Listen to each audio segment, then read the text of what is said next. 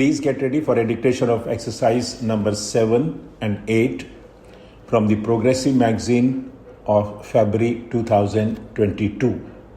5 seconds. Start. I am pleased to be here at the inaugural session of the India Economic Summit organized by the World Economic Forum and the Confederation of Indian Industry. Your conference is taking place at an extraordinary moment in India's democratic history. Whatever is happening now is a sign of the vibrancy of Indian democracy. However, I would like to assure you that volatility in Indian politics will have no fundamental impact on the process of economic reforms in the country. The reform process has become irreversible. Indeed, my government has depoliticized the economic agenda. Your summits in the past have fostered constructive interaction between foreign and Indian business and with the government. They have also facilitated foreign business becoming familiar with India's efforts both to carry out internal liberalization and to integrate itself with the global economy. Since you met here a year ago, a number of new and decisive steps have been taken by my government to strengthen our economic fundamentals and improve the productive efficiency of our system. In the schedule of your meetings over the next few days, you would be interacting with some members of my cabinet, some distinguished businessmen, economists, and senior government functionaries. They would outline for you only what has been achieved during this period, but share their vision of the economic agenda for the coming months. In the last 9 months, my government has taken important initiatives over a wide gamut of economic issues which cover insurance, capital markets, information technology, housing, and infrastructure, to mention a few. The reform process initiated is wider and deeper than any comparable program earlier. Its multiplier effect would have long-term beneficial impact on the economic and social development of India. We also take some pride and satisfaction that given the turmoil in the rest of Asia and many other parts of the world, our macroeconomic fundamentals continue to be strong.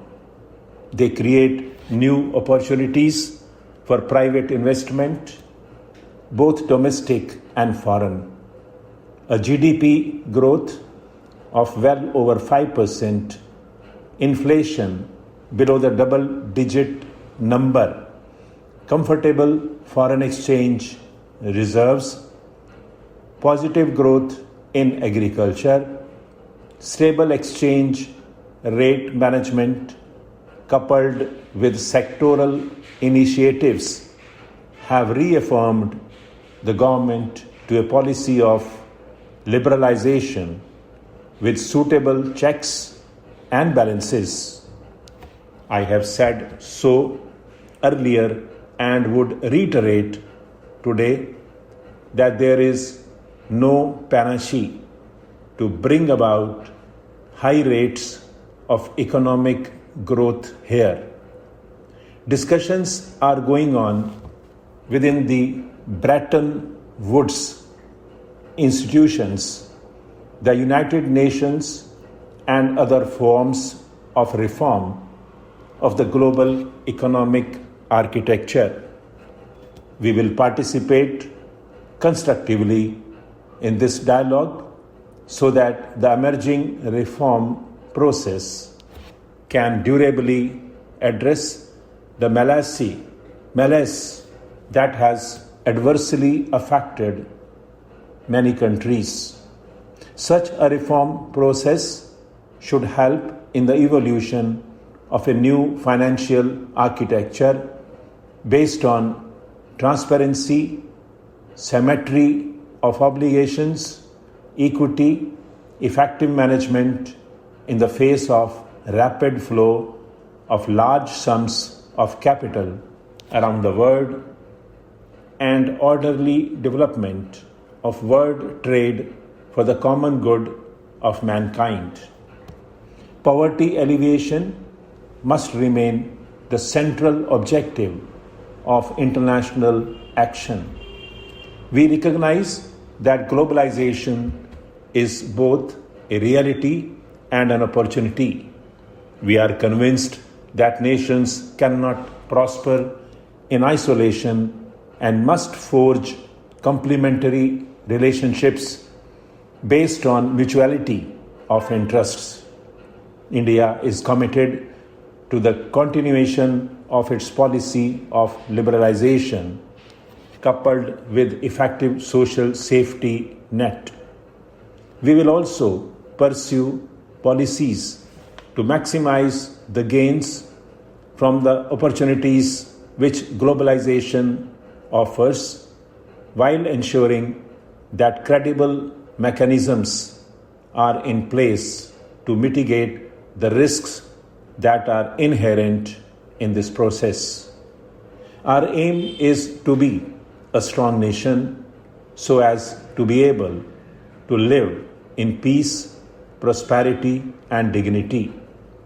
We recognize, however, that the strength of its economy, whatever we do to strengthen our national economy, we will do it in a manner that will simultaneously strengthen the democratic polity of India.